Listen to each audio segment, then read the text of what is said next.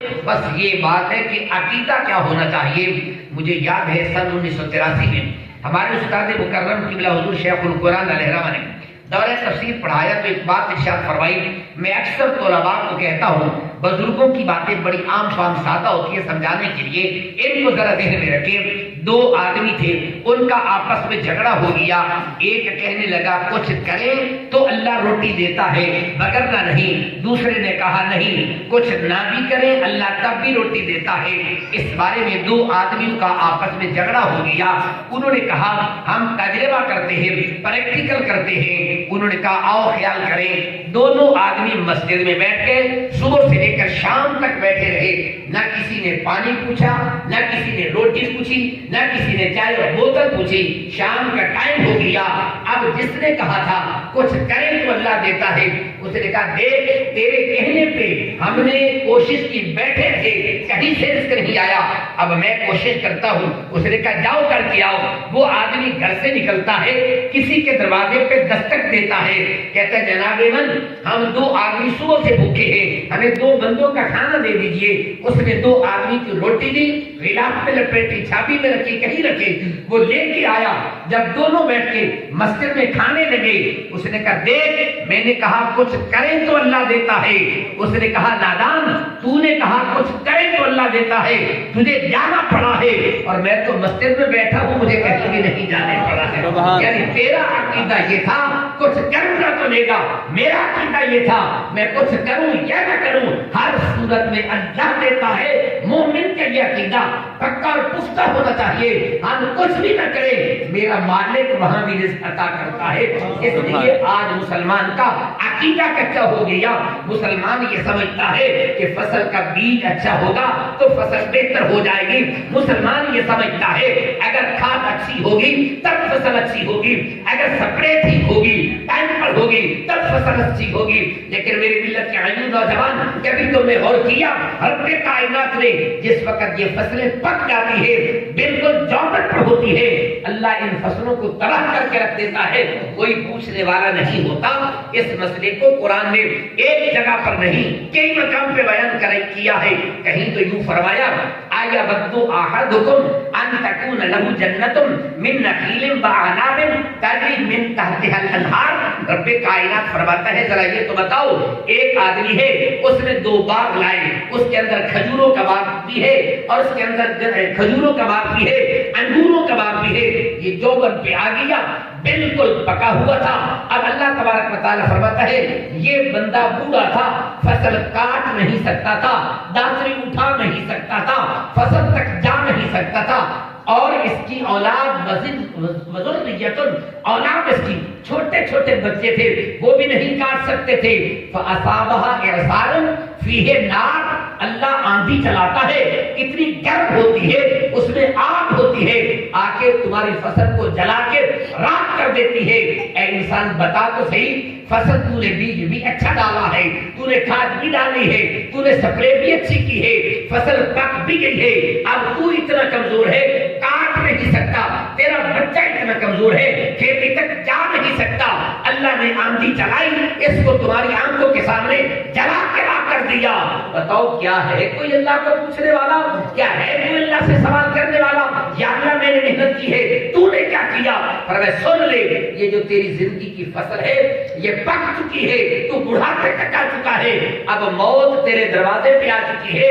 اب بتا تیرے بچے چھوٹے ہیں اور تو حرکت نہیں کر سکتا، اب بتا اس وقت تمہیں کون بچائے گا؟ جس طرح وہ تیری فصل تباہ ہو جاتی ہے اگر تم نے زندگی میں کچھ نہیں کیا تو تیری پوری زندگی کی فصل بھی تباہ و برباد ہو گئی. اے انسان اس فصل کو تازہ کرنے کے لیے تو پانی بھی لگاتا ہے، اس فصل کو تازہ کرنے کے لیے تو سپرے بھی کرتا ہے، اس فصل کو ٹھیک کرنے کے لیے کھاد بھی ڈالتا ہے. اب یہ جو زندگی کی فصل ہے اس کو بھی تو آباد کرنا ہے کہ نہیں؟ اس کو کھیتی کہاں سے لگائیں گے، اس کو پانی کہاں سے لگائیں گے؟ جس طرح وہ فصل پکتی ہے کس کے ذریعے سے؟ پانی کے ذریعے سے یہ بندے کی زندگی کی فصل پکتی ہے اعمال کے ذریعے سے ہے. اس کو بھی پانی لگانا ہے. کون سا پانی لگانا ہے؟ ایک عمل کا پانی لگانا ہے, خدمت خلق کا پانی لگانا ہے. آج ہم پریشان ہو جاتے ہیں, بھئی بھوک آ گئی, غربت اور تنگدستی آ گئی ہے, لیکن رب کائنات نے قرآن میں ایک قانون دیا تھا, ایک فیصلہ پاس کیا تھا, ایک قانون پاس کیا تھا کہ تمہارا رزق تنگ کیسے ہوتا ہے, تمہارا رزق بڑھتا کیسے ہے. قرآن نے قانون پیش کیا.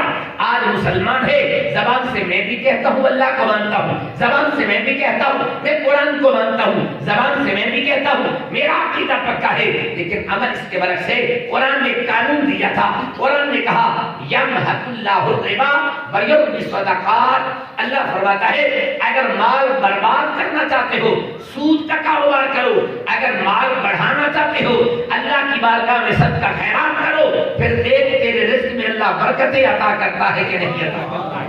جب قرآن نے قانون دے دیا یہ سود تمہاری تباہی کا سبب ہے, یہ سود تمہارے مال کو ہلاک کرتا ہے, دنیا کی کوئی طاقت اس قانون میں ترمیم نہیں کر سکتی ہے, تبدیلی نہیں کر سکتی ہے. آج کون سا مسلمان ہے جو سود کا کاروبار نہیں کرتا؟ کون سا بزنس مین ہے, کون سا تاجر ہے جس کا تعلق بینک کے ساتھ نہیں ہے؟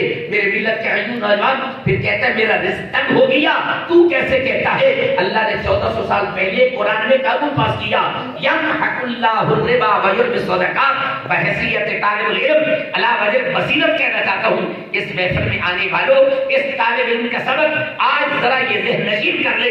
آج کریں, آج کے بعد سود کا کام نہیں کریں گے, اللہ کی بارگاہ میں صدقہ خیرات کریں گے, پھر دیکھ رب کائنات مال میں برکتیں عطا کرتا ہے کہ نہیں عطا کرتا ہے. ایک آدمی تھا پیدا ہو گیا, اللہ کے کائنات نے فرشتے کو کہا جاؤ اس بندے سے پوچھ کے آؤ تیری زندگی کے 2 حصے ہیں, آدھا حصہ امیری میں گزرے گا, آدھا حصہ غریبی میں گزرے گا, اب تیری مرضی, پہلے امیری والی زندگی گزارنا چاہتا ہے یا پہلے غریبی والے گزارنا چاہتا ہے؟ اللہ نے اس کے پاس بھیجا, سوال کیا, اس نے کہا اللہ کو کہہ دے جو میری پہلی زندگی کا حصہ ہے یہ امیرانہ بڑا ٹھاٹ کے ساتھ گزر جائے, باقی دیکھی جائے گی. اللہ تبارک و تعالیٰ نے اس کی پہلی زندگی بڑی شاہانہ امیرانہ بنا دی, لیکن وہ کرتا کیا تھا؟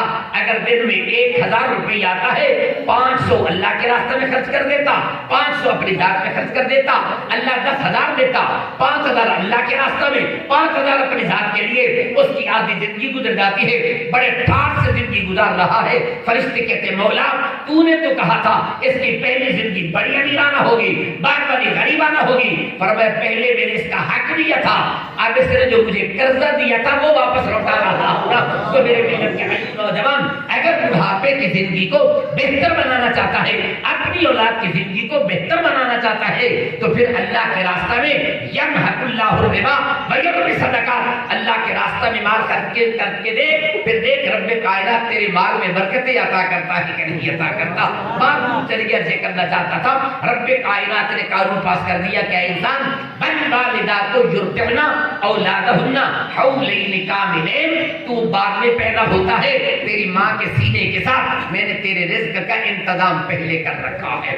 اب ذرا غور تو کیجئے میرے ملت کے بھائیو نوجوان, اللہ نے یہ انتظام کیا, ماں کے اندر اللہ نے وہ مامتا, وہ طرف, وہ جذبہ رکھ دیا ہے کہ کائنات کی کوئی طاقت ماں کے دل سے اولاد کی محبت کو نہیں نکال سکتی ہے.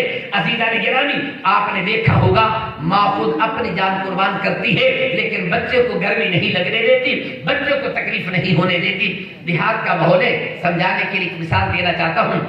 انڈیا کے اندر ایک آدمی تھا, اللہ نے اس کو بڑی دولت عطا کر دی, بڑا مال دے دیا. اس نے ماں سے کہا اماں تو ساری زندگی میری پرورش کی ہے, میں نے پالا ہے, میرا جی چاہتا ہے جو تو میری پرورش کی ہے نا میں حق ادا کرا, تیری کو خدمت کر دے. ماں کا پتر گل سن, ماں پیو کا جڑا حق ہوتا ہے نا یہ اولاد نہیں ادا کر سکتی ہے. ماں کا جڑا جذبہ ہوتا ہے یہ متبادل کوئی نہیں دنیا. اس نے کہا تو مانگ کیڑی شے منگنی ہے, میں ایک دن دا کریں.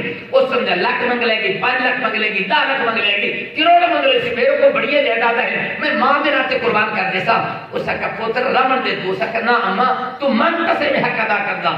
ماں کا پتر چلو دے بڑائی نا بس ایک گل میری مانگ لے. آ کے کیڑی؟ آ کے پتر ایک رات میرے کٹھے سو جا, تیری ساری زندگی دا حق ادا ہو جاسی ہے. اس اکرم ایک کڑکم ایک رات کا بڑا سوکا ہے میں گزار لے سا سرمیاں دی رات ہن پئیاں ماں چ بنایا بسترا پتر جوانی نال سما دیتا 15 منٹ 20 منٹ گزرے پتر نو دی پترا مینوں پیاس لگی ہے ترے لگی پانی تلے کے آ او گیا گلاس پانی دا لے کے آیا اونے ہاتھ تے پکڑا 2 گھٹ پیتے باقی سارا بسترے تے ڈول دیتا آپ پتر میرے نال سو جا تھوڑی دیر گزری ہے ماں آکھن لگی پترا مینوں ترے لگی ہے گلاس پانی دا لے کے آ او پانی لے کے آیا 2 گھٹ پیتے مت گلاس ڈولا چا تریا نہیں کیتا جو چوتھی اڑیا کرنا تنگ آ کے کہتے ہم سردیاں دے دل مرضی تے بار بار پترے کیوں لگ رہی ہے اکے پترا حاجت ربی رات کی کوئی نہیں گزری تو سمجھ لے میں سارا حق ادا کر دیتا وہ منظر تو سامنے لے کے آ جس وقت تو میرے کول سمجھا ہو نا تو پانی نہیں ڈولدا تو پیشاب دے کچرے کردا گندا پانی ہوندا میں ایس واسے آپ ستی ہو ایڈے تینوں سوایا تو ایڈے پیشاب چکیتا آپ اس جگہ تے آ گئے تینوں ایڈے کیتا تو ایڈے پیشاب چکیتا میں تینوں چاہ کے چھاتی تے سوالیا آپ ٹھنڈے بسترے تے سوتے رہی بے کتنے سال گزارے تو ایک رات ہی نہیں گزار سکتا ہے ہن سمجھ آئی کہ ماں دا حق بندہ ادا کر ہی نہیں سکتا میرے ملت کے عیون نوجوان اس لیے رب کائنات نے قرآن سے قسم اٹھا کے کہنا چاہتا ہوں اللہ کی کائنات میں کوئی مثال نہیں ہے اللہ تعالیٰ ارشاد فرماتا ہے ولیس کمثلہ شیء اللہ کی مثل کائنات میں کوئی چیز نہیں ہے جب میں نے قرآن و سنت کا مطالعہ کیا اللہ کے محبوب نے اللہ کی مثال بیان کی ہے صرف ایک مثال مجھے قرآن و سنت میں ملی ہے مجھے اور کہیں کوئی اور مثال نہیں ملی فرمایا دنیا والو اللہ کے پیار کو دیکھنا ہونا تو کیسے سمجھو گے فرمایا اللہ ماں سے بھی 70 گنا زیادہ اپنے محبوب سے پیار کرتا ہے کسی شے کی مثال اللہ کی نہیں دی جا سکتی ہے لیکن اللہ کی محبت اللہ کے پیار کو سمجھانے کے لیے اللہ نے مثال دی ہے تو کون سی دی ہے ماں کے پیار کے لیے ہے آج میرے ملت کے غیور نوجوان جدید دور کا آدمی 4 لفظ پڑھ لے ٹائی لگا لے